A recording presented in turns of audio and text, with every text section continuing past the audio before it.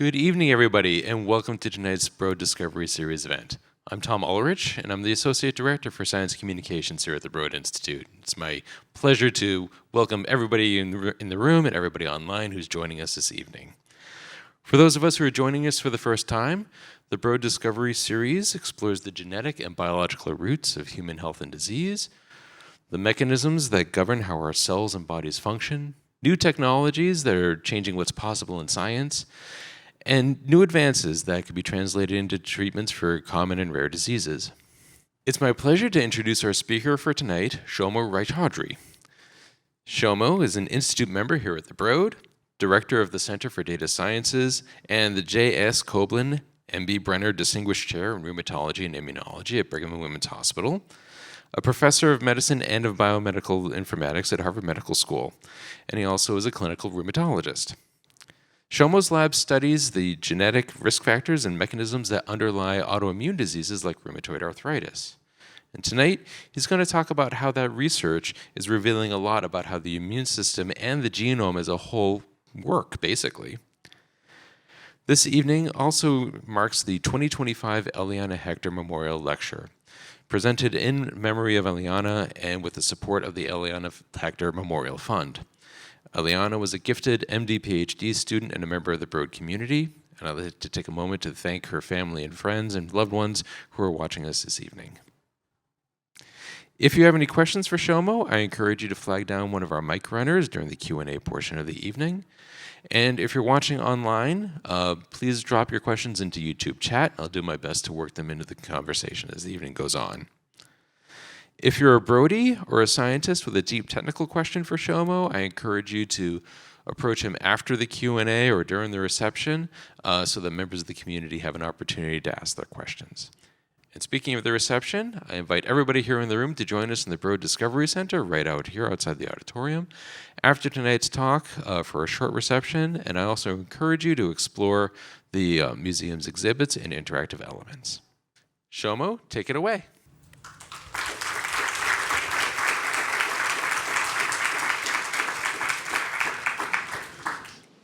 Okay, thank you everyone for joining me after your busy days. Today I'm going to talk about autoimmunity in general and the specific manifestation of autoimmunity, which is immune arthritis or rheumatoid arthritis.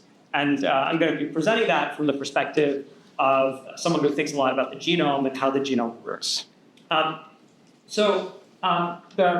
The immune system, I think for most of us, when we think about the immune system, we think about B cells and T cells, and it's true that those are very important components of the immune system. But the immune system is actually broader than that. It's a system of cells, tissues, organs, and processes that protect us against external and internal threats that lead to disease. And typically, its most important role is obviously to protect us from pathogens, such as viruses and bacteria, but it also protects us, sort of protects us from foreign tissues, for example, when we get a transplant, or damaged tissues, for example, when we develop mutations that lead to cancer, the immune system works to prevent that. And it involves a whole range of organs, including the organs that house T cells and B cells, such as tonsils and lymph nodes. But it also involves other organs that you don't normally think of as immunological. For example, the skin or the gut wall, which protect you from the bacteria and the other pathogens that live, on the other side of us. We are becoming increasingly aware of the important role that the immune system plays in so many different diseases. Infectious diseases, again, is something we think about most commonly in terms of the immune system's role. Autoimmune and autoinflammatory diseases, which is going to be a focus in this talk, we've, over the last 10 years, realized the important role of the immune system in preventing and treating cancer. And now there's emerging data of the role of the immune system in neuropsychiatric and neurodevelopmental diseases, in metabolic diseases, and cardiac diseases, and the list goes on. In many instances, the immune system is not the major player in all of these conditions. Sometimes it's a secondary role. But the immune system is very targetable through therapeutics So sometimes the role it plays is exactly the role that we can go after with the drugs that are being developed. There really a sort of a dichotomy to the immune system when we think about it. They're two separate components, and obviously there's some overlap, but the exchange are the innate immune system and the adaptive immune system. The innate system is the part of the immune system that's non-specific. So when you first get an infection, it's the part that responds. It doesn't really remember and doesn't really have memory in the sort of typical sense of immune memory. And it acts quickly and broadly. And it's sort of your first line of defense, and it includes things like barriers. The adaptive immune system is a little bit more specific. When you get a particular infection or still pathogen that you're experiencing or encounter, it's the adaptive immune system that learns it, protects you from it. It's the part of the immune system that we activate when we get a vaccine. And it acts more slowly than the innate immune system, but acts with more precision and protects you from when that threat occurs again. And again, a lot of the times, if you think about these components of the immune system in terms of the cell types that are the muscle behind them. For the innate immune cells, there's cells like the neutrophil, the eosinophil, the macrophage. And for the adaptive immune system, they're the T cells, the B cells, the plasma cells, the cells that make the antibodies, the B cells, and those play the part role. And as we think about autoimmunity, it's really the adaptive immune system that we're going to be focusing on. So I'm going to make a subtle distinction between autoimmunity and autoinflammatory diseases. So autoimmune diseases are diseases when your immune system attacks a specific organ because it mistakes it as a threat. And then there's a wide range of autoimmune diseases where the immune system is going after a particular or multiple organs, and that really is your adaptive immune system gone wrong. The autoinflammatory diseases are the ones where your innate immune system is malfunctioning. A lot of those diseases have a systemic component, can be accompanied with systemic inflammation or chronic inflammation. And the reality is most of the diseases that we call autoimmune or autoinflammatory really live somewhere on a continuum.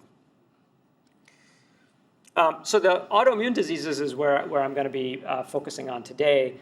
These are diseases that can really affect every organ system. Some of them are very specific. For example, thyroiditis affects the thyroid organ. Ulcerative colitis is a disease where your immune system is attacking very specifically the colon. And then there are other conditions that are more nonspecific, such as systemic lupus erythematosus or systemic vasculitis, where the immune system is really attacking multiple organs all at the same time. These conditions are individually rare. So if you think of a condition like systemic lupus erythematosus or type 1 diabetes, they affect 1 in 1,000 or 3 in 1,000 individuals. Some of these conditions are a little more common, such as psoriasis, which is an immunological disease of the skin, which affects about 3 in 100 individuals. But if you put it all together, about 1 in 20 individuals have some type of autoimmune disease. So they're in aggregate more common than we think of them as. The disease I'm going to spend a lot of my time on, and I've spent a lot of my career on, is rheumatoid arthritis. Rheumatoid arthritis is a condition that's kind of a relatively new disease. I mean, it was really described for the first time in 1800, and that was when a medical student in France in the year 8 of the French Republic, or the year 1800 by our calendar, recognized a condition that he called asthenic gout. He basically looked at 9 individuals and understood that these individuals had a type of gout that was different from the typical gout.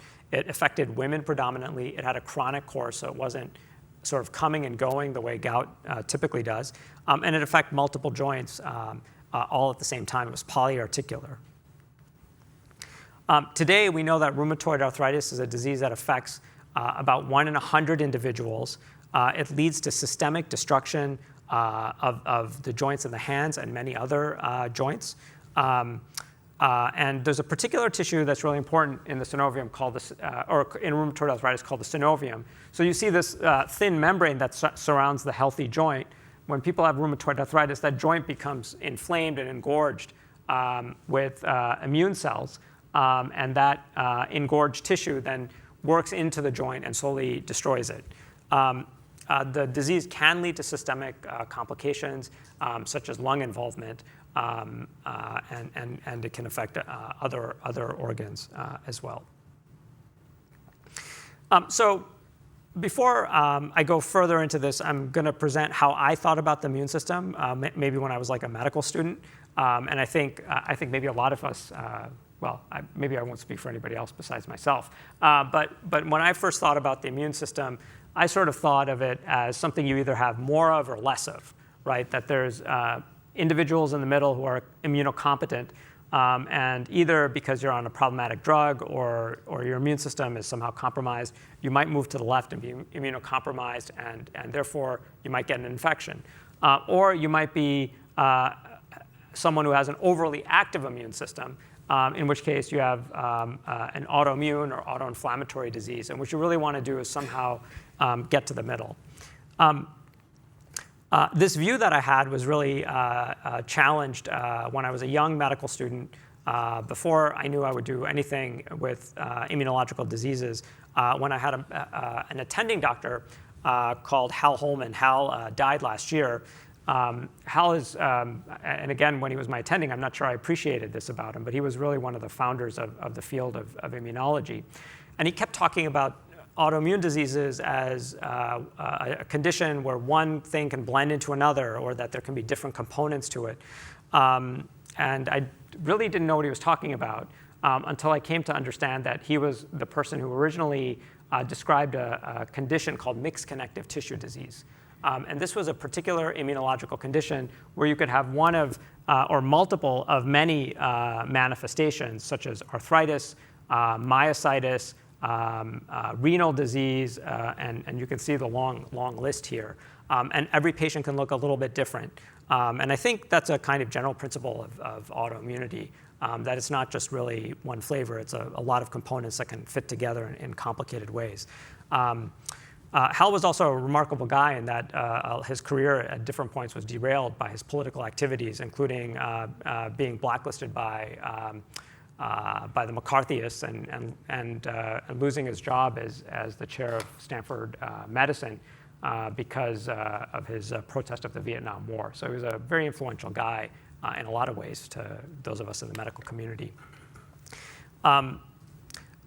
So autoimmunity is very difficult to diagnose and also to treat. As I mentioned, many of our patients have multiple autoimmune symptoms, and they don't neatly fit into these categories that I told you about in the beginning. Another thing that's interesting about autoimmunity is that in the last couple decades, we have a large armamentarium of different therapeutics. We obviously need more, but it can take us years to find the right treatment for the right patient. And a lot of times, we don't know if we have our patient on the best possible therapy. And there's some consequences to that, because as we search for the right therapy, our patients are facing, in the case of arthritis, joint damage or damage to their other organs. They can have reduced quality of life.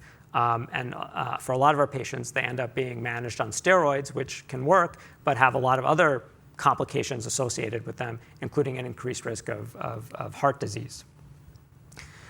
So I thought I would just tell you about a few quick cases, a couple of my patients.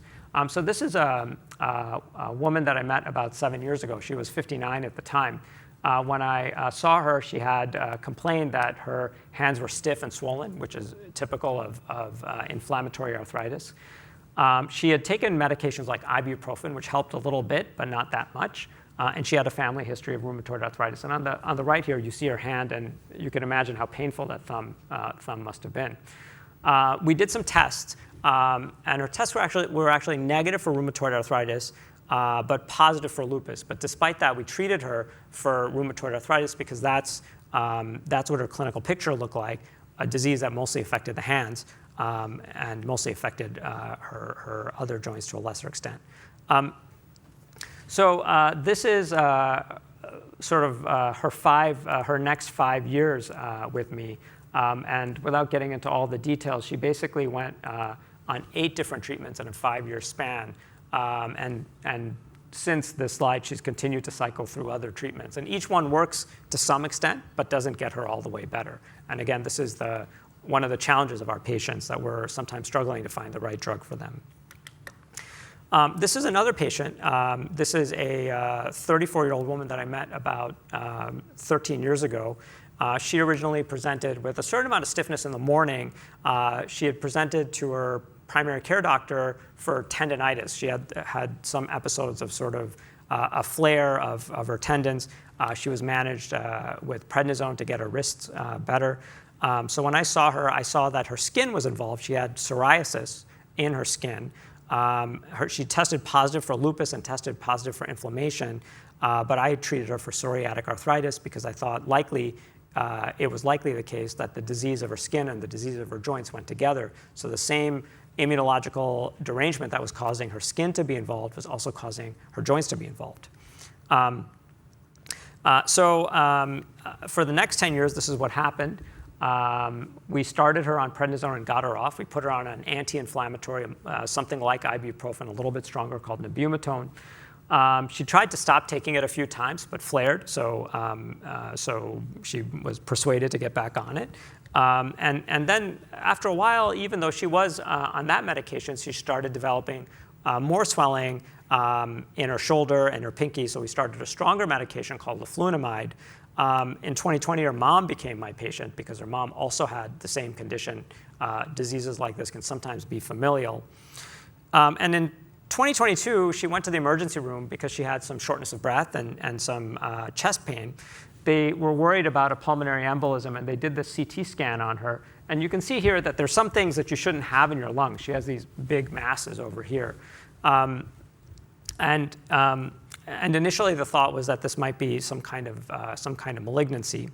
The clue was, the first clue that it was something else was when we looked at her inflammation markers. You can see in 2019, they weren't that high. They were in sort of the 10 to 20 range, a little bit higher than normal. And as we went through time, you can see that inflammation level really climbing up high on her. And so after doing a lung biopsy, what we came to realize is she actually had those masses weren't a malignant mass, but they were an inflammatory mass. She had a condition called sarcoidosis, which is a type of infiltrating inflammation. We treated her initially with prednisone, and then we put her on another very targeted drug called infliximab. And right now she's doing fine, but there's also this question of how long will this drug work for her? Is it the right drug? So a lot of these choices that we make to keep our patients well are a little bit arbitrary and based on experience and based on clinical data, but not really as based on the science as we'd ideally like. So I would say actually our view of the immune system, my view of the immune system, is that it's much more complicated than a simple, you don't have enough or you have too much, because it can manifest itself in lots of complex ways, causing complex symptoms.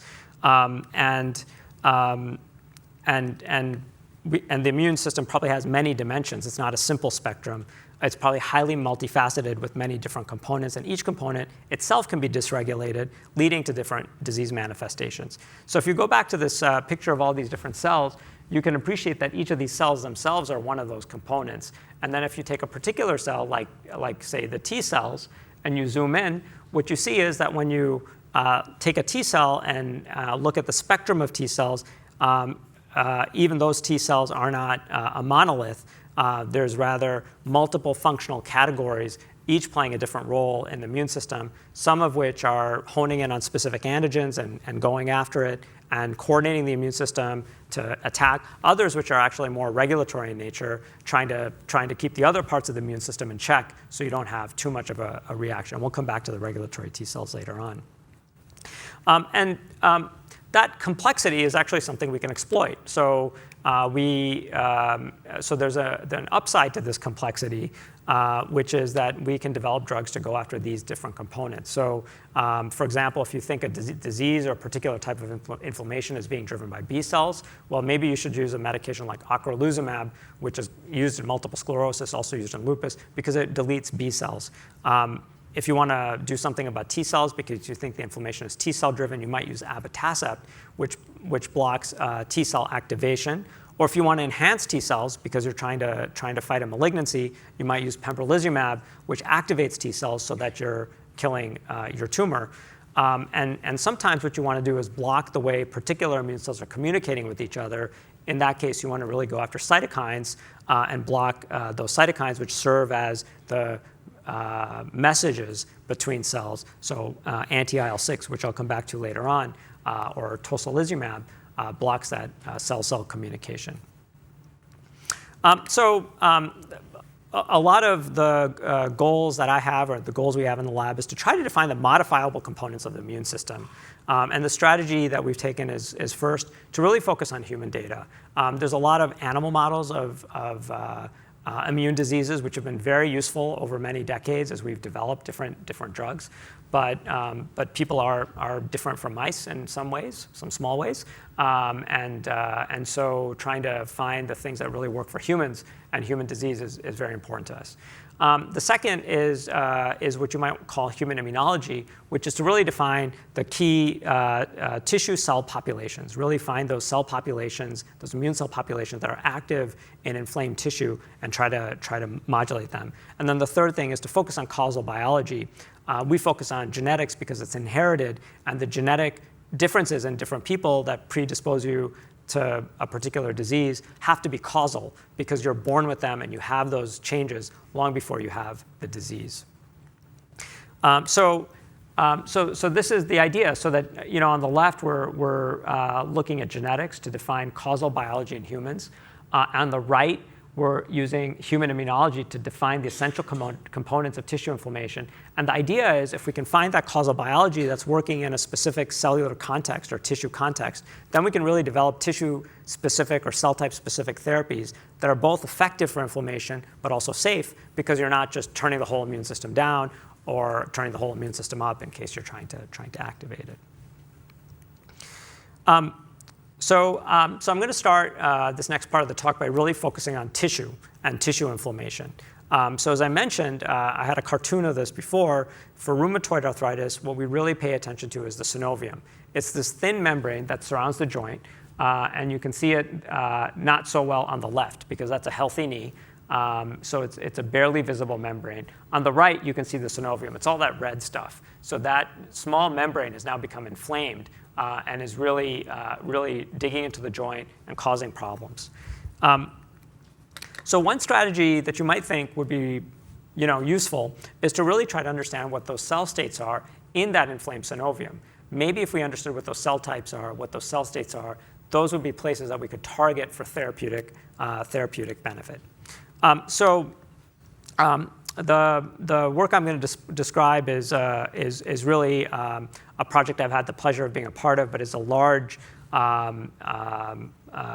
national, even international consortium of many different institutions and many different individuals, and it's called the AMP-RA Lupus Network. It's driven by the NIH and by private funders as well. And I just want to acknowledge some of the key people, Fan, Helena, Parna, and Nia, who led a lot of the analyses that I'm about to show. So this project was conceived, sort of around 2017, 2018. And at this time, what was happening was that single-cell technologies were really taking off. So it was now becoming possible to look at individual cells and measure all the genes and how active they were in individual cells. And as you can see, that technology was really looking at 1 to 10 cells a decade earlier. And now we were able to look at 10,000, 100,000 cells all in one go. And so we wanted to apply that to rheumatoid arthritis. This is some of the data that came out of that study. So we assayed inflammatory tissues, inflammatory synovium from rheumatoid arthritis patients to get a data set of 300,000 cells. And what you see here are the major cell types. So no surprise, it's inflamed tissue. So you see B cells, T cells, myeloid cells, NK cells. But you also see some of the tissue cells, the endothelial cells and the fibroblasts, which are also interacting with immune cells to kind of propagate inflammation. So one of the first things that we saw, which was a little bit surprising to us because all of these patients had the same disease. They all had rheumatoid arthritis. But when we started looking at their inflammation and simply asking how many T cells are we seeing in a given sample, how many B cells are we seeing in a given sample, we started to see that there's some individuals that have a lot of myeloid cells, a lot of macrophages. There are other individuals that have a lot of T cells and B cells. Those are in the middle. Very creatively, we call them T plus B. Some of them have a lot of T cells and fibroblasts. We call them T plus F. So we actually found 6 different groups of patients. So this was a lot more heterogeneity in terms of tissue inflammation than we expected to see. So this exercise in cell counting is really interesting. But what about if you just look at the tissue? Do you see the differences that we see when we count cells when you actually look at the biopsy samples? And here we're looking at a simple H&E pathology slide. At the top, you're looking at the F individuals, those individuals that have a lot of fibroblasts. At the bottom, you're looking at the TB individuals, those individuals that have lots of T and B cells, and these are just 2 representative samples. And right away, you see that these 2 things don't look the same. The bottom has a lot of purple. That indicates a lot of cellularity relative to what we see in the top. Looking a little bit deeper, we can stain them for T cells and B cells. So you see the bottom really lighting up with T cells and B cells, with the light blue indicating T cells, the purple indicating the B cells. And you can see sort of clusters of those immune cells occurring together. So it's not just that you have a lot of these cells, but they live in the tissue in a very particular way. If you stain for fibroblasts, you also see something interesting. So if you look at the individuals that have a lot of fibroblasts, they don't just have any kind of fibroblast. They have a lot of these CLIC5 positive fibroblasts. And you see where they are. They're surrounding the tissue. So these are what we call the lining fibroblasts. So it's a very particular kind of fibroblast that these individuals have. So again, pointing to this kind of interesting heterogeneity that we have in these samples.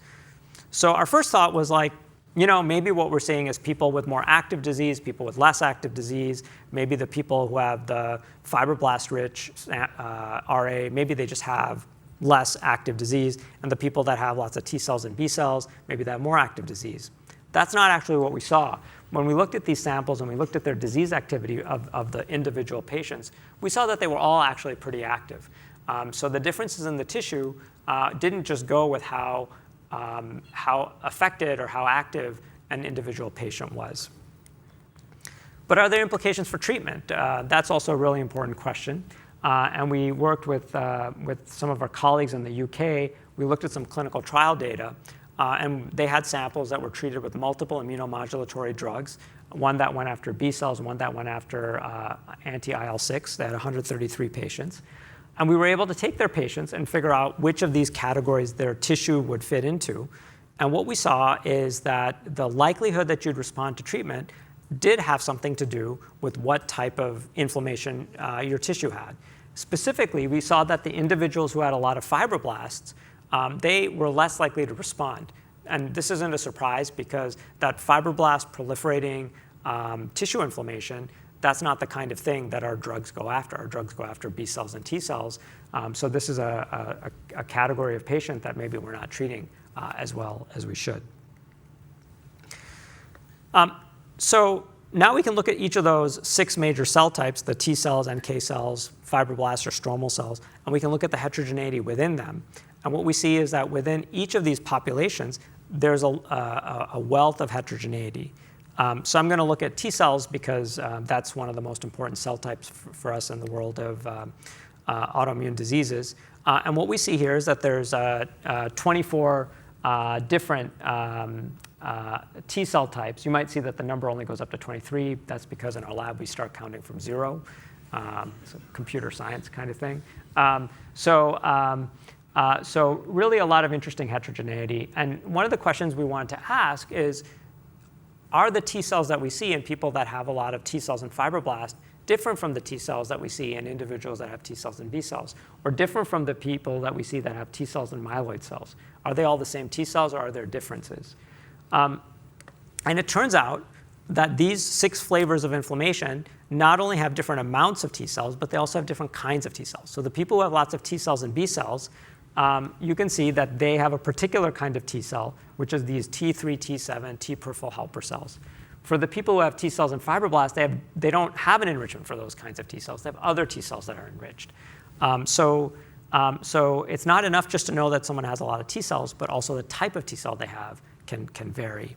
And those T cells up in the upper left corner are really interesting to us. We spent a lot of time thinking about them.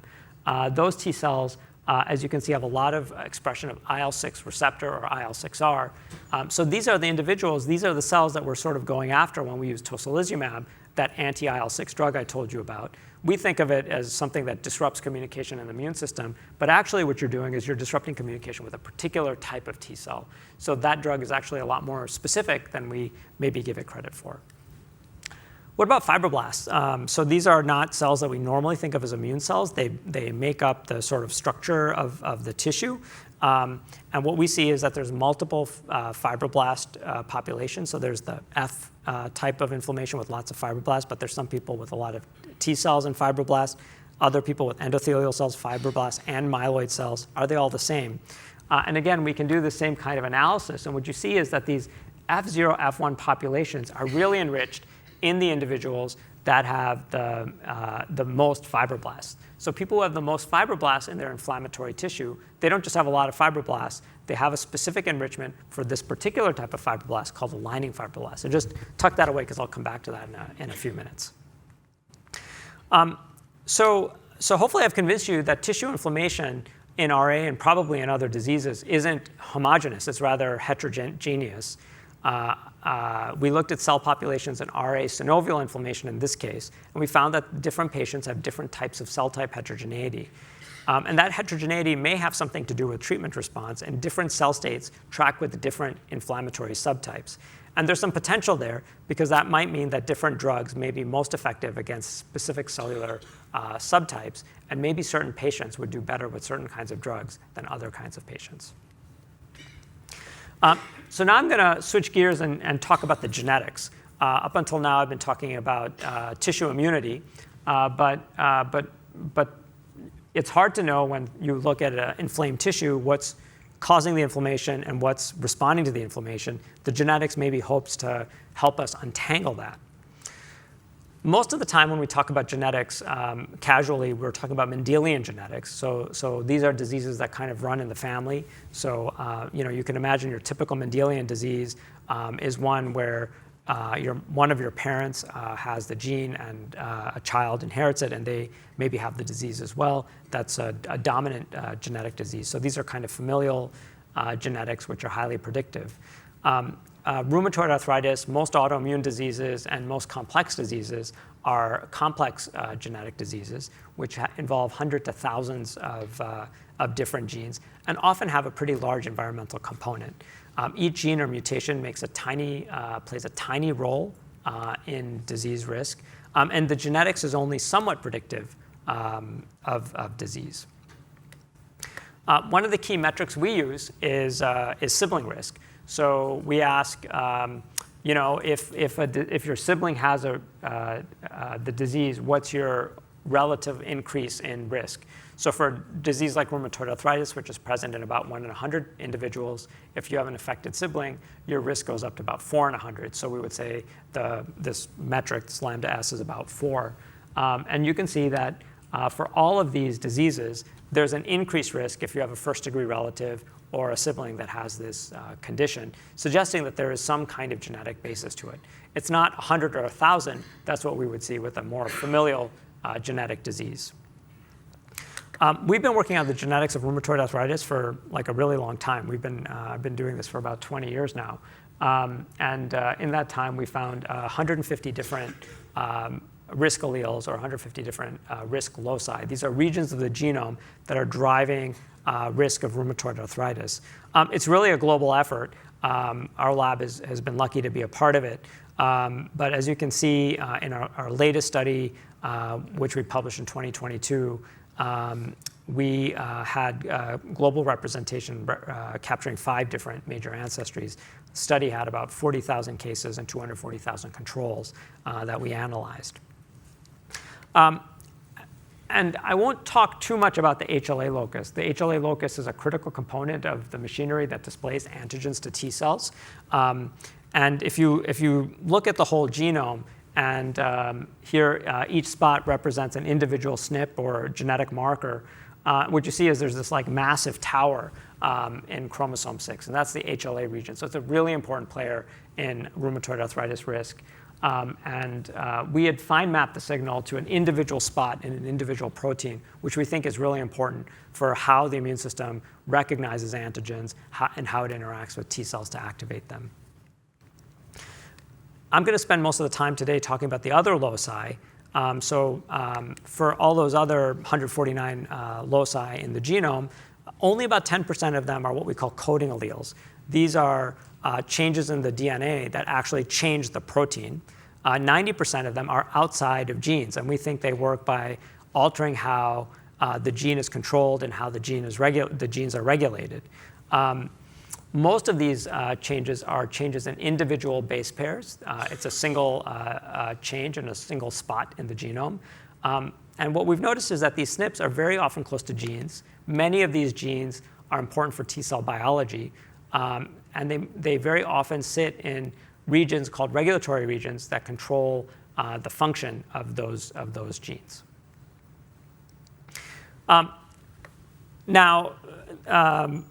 One of the reasons, one of the things that we think a lot about is that these SNPs are really hard to interpret. They're really hard to make sense of for a couple of reasons. One, if you find a given SNP that's associated with disease, it's not by itself driving the risk necessarily, because there's a whole bunch of SNPs nearby that are all correlated with it, that are inherited together in a block. So it's very difficult to know whether the single variant that we're reporting on is the driver or if it's a marker for some other signal that's nearby.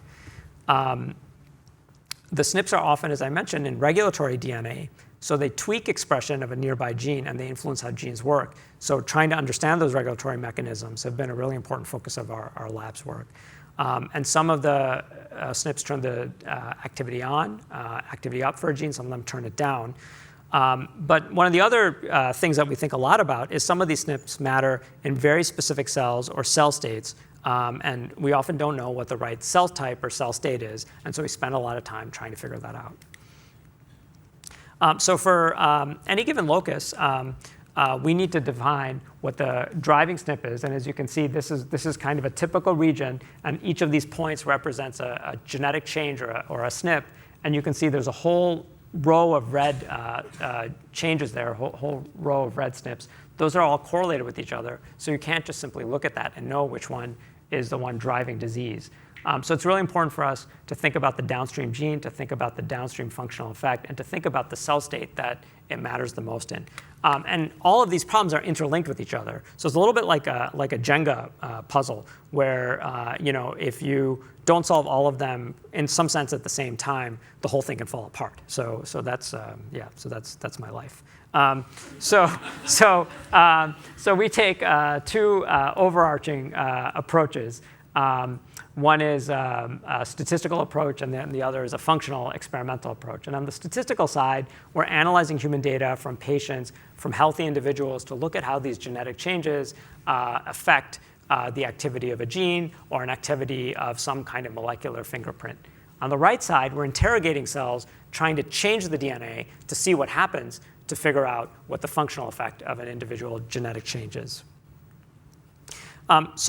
I'll walk you through one example. This is a statistical computational technique in this case. So what we're doing is we're fine mapping a locus.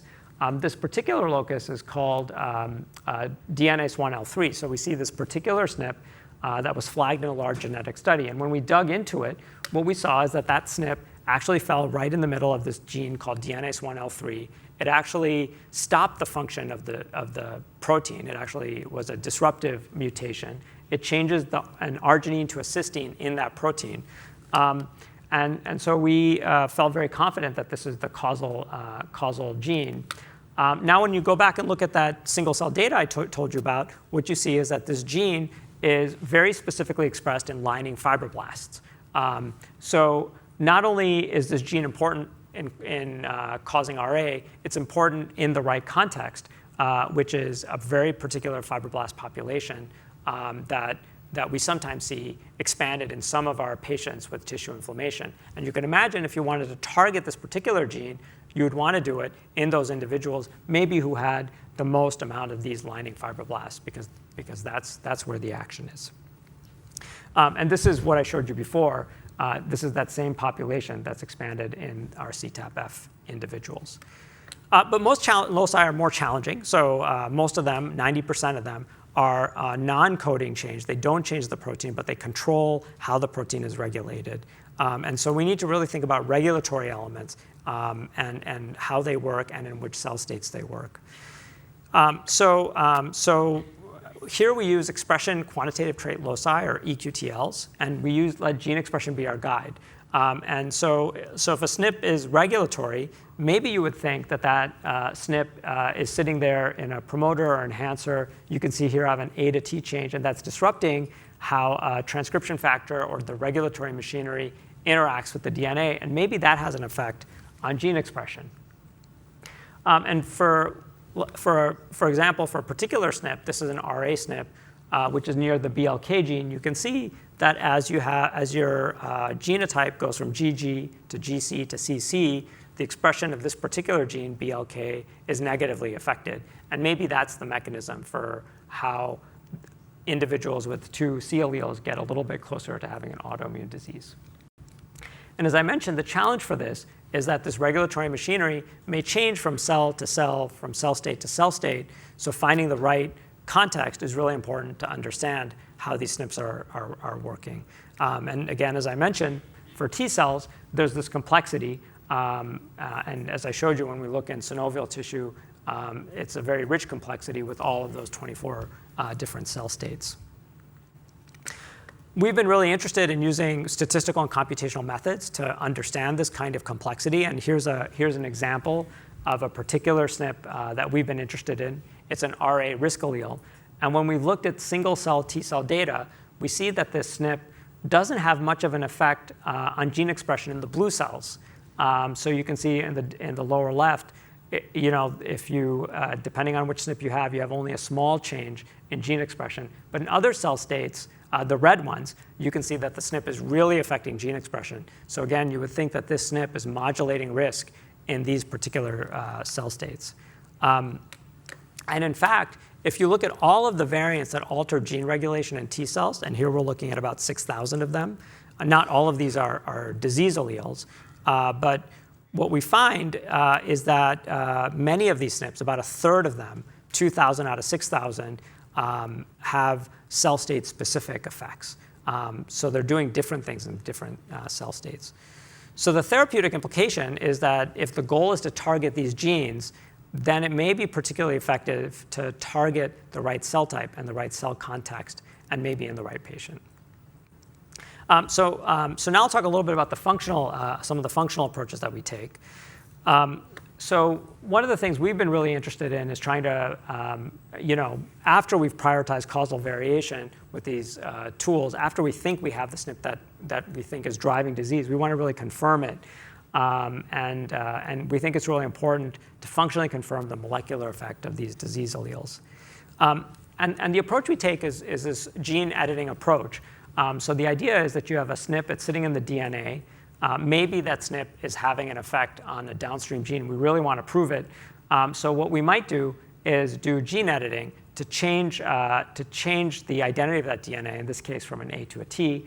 And then maybe what we'll see is that the expression of a downstream gene increases. And then we understand what the molecular effect of that DNA change is. Now in practice, it's a lot more complicated than that. When we try to edit cells and we're not always successful, we edit a minority of the cells that we try to go after, particularly for immune cells.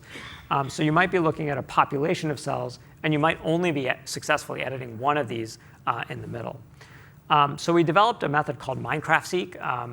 When we tried to publish it, some of the journal told us that there's apparently a video game called Minecraft. So they asked us to change the name so that we don't detract from the popularity of the video game. So what we do here is we take our cells, we try to edit them. Some of them get edited successfully, some of them don't. And then what we do is we sort those cells into a plate, and then we assay every individual cell. When we do this, we are looking at the DNA of the cells to see if we've changed the DNA successfully. And then we're looking at other molecular markers to see how the effect of that allele is on other parameters. So each cell is its own experiment here, because in the population, some are edited, some are not. And then when we define the downstream effects of the alleles, we can simply compare the cells that we edited in the same experiment to the ones that we didn't. So here's a particular SNP that I think is really interesting. This is a SNP that causes type 1 diabetes, asthma, lupus, and rheumatoid arthritis. It plays a role in a lot of autoimmune diseases. It's near a gene called IL-2RA. And when we apply this technology and we look at effector T cells, we see that whatever version of the SNP we introduce, that it doesn't really have an effect on IL-2RA protein. On the other hand, when we look at regulatory T cells, the kind of T cells that reduce inflammation, what we see is that this SNP actually increases the expression of IL-2RA protein. So individuals that have the protective T allele, they actually have a higher expression of CD25, but they do so specifically in the regulatory T cell and not the other kind of T cell. So what does that mean? So the results prove that the RA protective allele increases IL-2RA. But the allele that drives reduced risk acts in T cells, in Tregs, but not other T cells. And the provocative idea here is that this indicates a cell state specific mechanism. So if you want to develop a therapy towards IL-2 or IL-2RA, you really need to think about which T cells you're going after, and it probably really needs to be specific for regulatory T cells. And such a therapy may be most effective in those individuals that have many dysfunctional Tregs operating in their inflamed tissues. So I come back to this. So hopefully I've convinced you that it's useful to think about genetics and the immune system together. Thinking about observational immunology data finds a lot of the changes that occur in the tissue that might be important, and the genetics helps to get us to causal mechanisms that we can maybe target. So before I close, I hope we've answered some of these questions. Can we use genetics to define therapeutics for autoimmune diseases? I think the answer is yes. The genetics has already pointed to many useful regions of the genome that are already being used therapeutically. So I think there's a lot of promise there. Can we define very specific mechanisms for those therapies?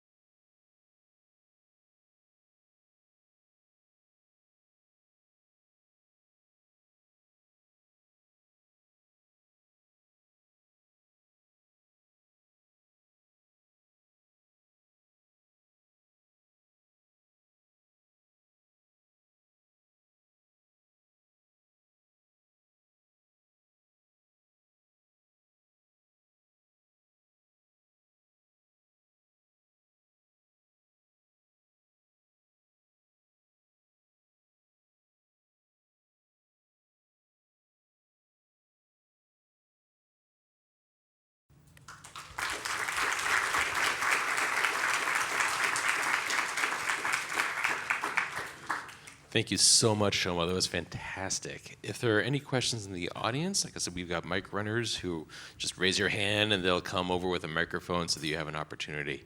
And again, if you're watching online, please type your question into YouTube chat and I will try to work it into the conversation. Just real quick, so how did you get involved and interested in this kind of work? You know, what drew you to rheumatology and autoimmune diseases and autoinflammatory diseases, and what sort of inspired you to start researching them, and also on the clinical side too? Yeah, you know, it's a bit of a strange story. So when I was a medical student, I mostly used to think about, you know, statistics, algorithms, modeling data, when I started doing my clinical work, I don't think I had any good sense of what kind of clinical work I'd want to do. And maybe I wasn't even sure I wanted to do any kind of clinical work at the time. But I found the autoimmune diseases really interesting, in part because they don't follow any rules. So it sort of made me use a different part of me, which is, you know, the more, you know, intuitive approach to a patient, you know, making decisions based on a physical exam by listening to the patient's story. And I actually found that very appealing, probably because I was spending so much time on algorithms and statistics and such things. I found, basically it was that I found the patients really interesting. So the cells and the diseases are rebellious, and so are you. maybe, Tom. Yeah. Like I saw over here. Yes. Hi, could you speak to the concept of timing in terms of, like, for example, therapeutic targets over the course of a disease, where earlier on there might be a different target that you're looking at versus later on the cell state might change and looking at a completely different kind of beast in terms of therapeutic targets? Yeah, I think it's a great question. You know, and I guess maybe I can talk about it a little bit in the context of rheumatoid arthritis. So, you know, if you talk to rheumatologists in the pre-therapeutic era, right? Now I think we have so many therapies that it's a little bit difficult to know what the natural history of the disease is. But if you talk to people in the pre-therapeutic era, they would talk about a thing called burned out RA, which probably wasn't really burned out. But the idea was that, you know, the sort of swollen hot joints that you're seeing early on, that over time you don't see that, right? So there is some kind of change, you know, in the immunology in terms of tissue inflammation, at least in RA. And we certainly do see individuals where, you know, they do well on a drug for a little while and then it stops working as well for them.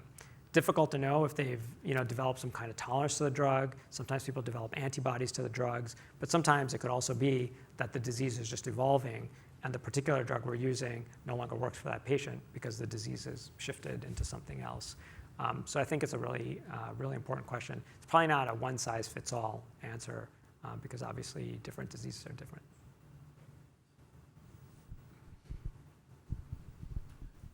Thank you, Soumya. Fascinating presentation and very impressive body of work. I was particularly struck by that slide which you showed, heterogeneity of cell composition in the synovium across multiple patients divided in the 6 groups that you've defined. I was wondering, you know, for those patients, on average, given the 150 genetic loci or risk loci that have been identified, on average, how many risk loci does the patient carry, and whether that is different across these these cellular heterogeneity-based groups that you have identified, and if it is indeed this multicellular and, you know, multi-phenotypic, why do we still think that single target agents, therapeutic agents, will work for any patient when they have multiple SNPs and multiple cell types involved? Thanks. Great question. So, the 150 loci, they're all common alleles, right? So at every of those 150, you can imagine that people have 0, 1, or 2 risk alleles. It's pretty much, if you add them all up, it's like a bell-shaped curve, right? So, you know, in some sense, most people have half the risk alleles and half the protective alleles. And some people have a little bit more and some people have a little bit less. There are some individuals who will have an extreme number of them. And, you know, for those individuals, you can imagine that the risk goes up from, 0.5% to 1% to 2% to 3%. But the genetics for most autoimmune diseases aren't really that predictive, in the sense that a 23andMe test probably is never going to get to a point that it's going to really tell you who's going to get RA. So if you have a twin sibling, an identical twin sibling that has rheumatoid arthritis, your risk of RA goes from 0.5% to about 10%.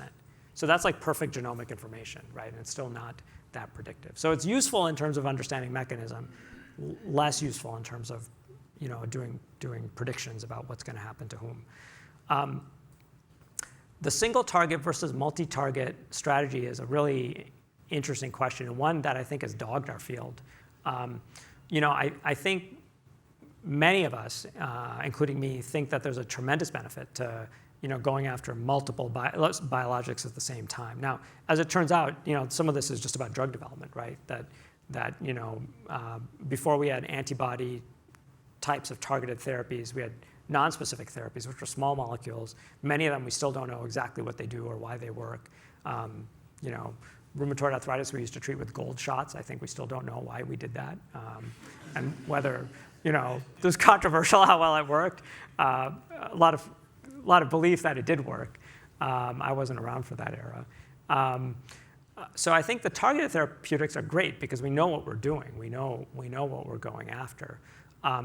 It's probably true. It's definitely true that using multiple targeted therapeutics in an individual may be beneficial. And now we're starting to see data on psoriatic arthritis where that's the case. The downside of it is that going after two major components of the immune system is scary, right? And you may be, each of them may be synergistically working to make your patient particularly immunocompromised. So my argument is that what you probably really want are targeted therapeutics that are very specific. That's a good thing, but going after specific molecules in specific cell contexts, right?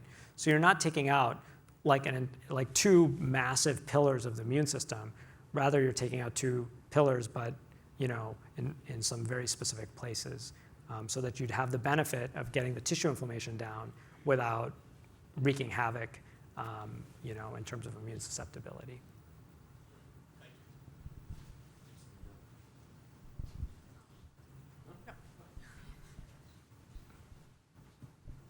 Hi, thank you so much for your talk. I had a question on the environmental component of disease. So you mentioned that environmental factors will trigger, genetic susceptibility.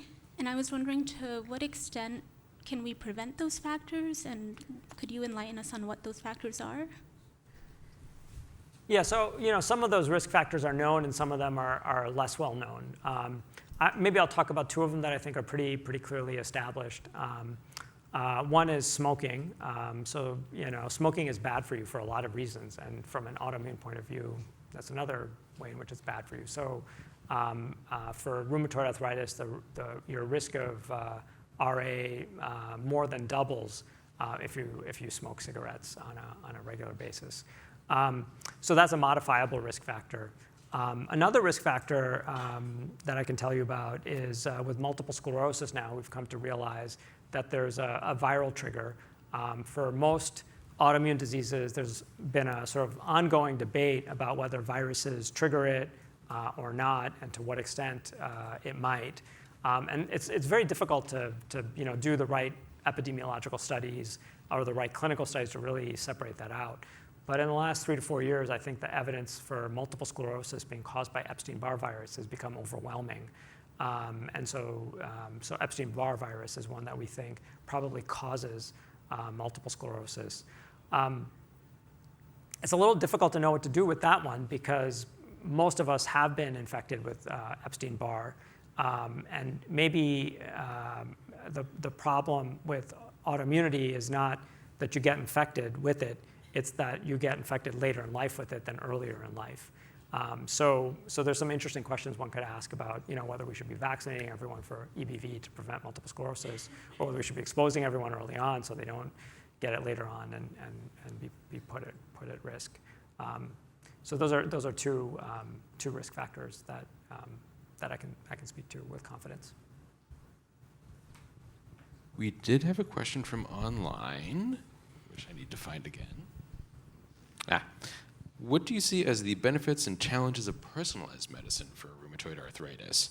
From a pharma production angle, it's easier to mass produce drugs than to come up with individual treatments or small batches of treatments or antibodies that might work for one small set of patients and not another set of patients.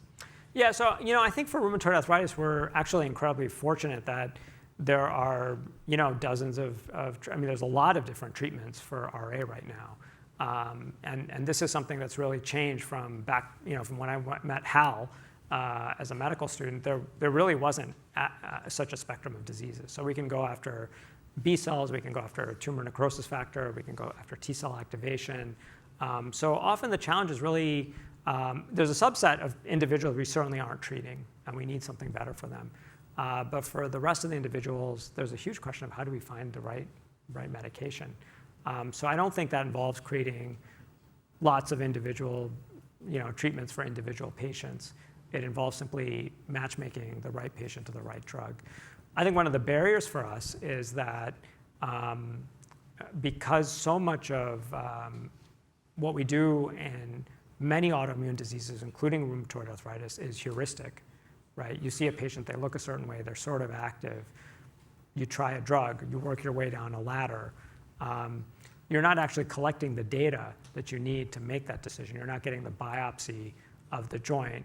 And we don't, to make matters worse, we don't know what to do with that information if we got it.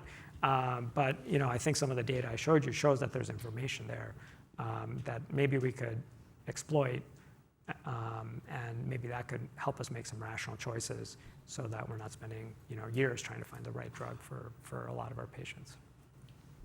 Well, thank you very much, Shomo. Thank you also to the Eliane Hector Memorial Fund for supporting this evening's talk.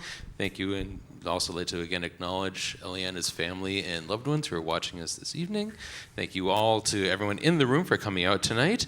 I again invite you all to join us for a reception in the Broad Discovery Center. And please keep an eye out for the fall event in the Broad Discovery Series. We're working on who our next speaker is going to be. That news should be released shortly. Thank you again and have a great night.